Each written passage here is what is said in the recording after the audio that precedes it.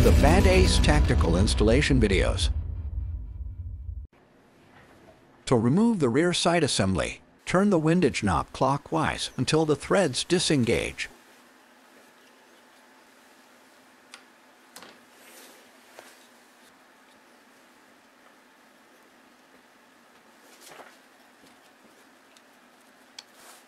Continue to rotate the rear sight assembly until it disengages the rear sight base, and lift the rear sight assembly up.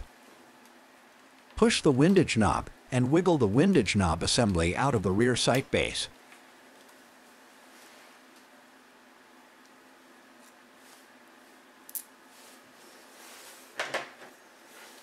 Clean the rear sight base, threaded holes and bolts using 99% alcohol.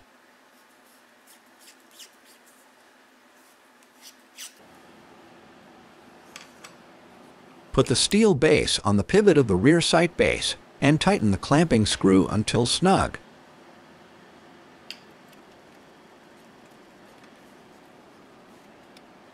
Rotate the steel base into place and align it with the rear sight base. Screw in 4 windage locking screws from both sides until snug.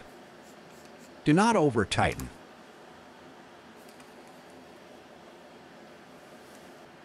Screw in 4 elevation locking screws on 4 corners until snug. Do not over-tighten.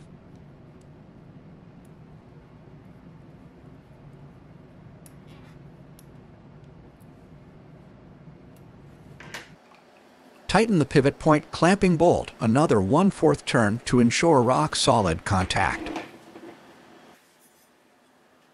Put the Picatinny rail on the steel base and tighten the screws.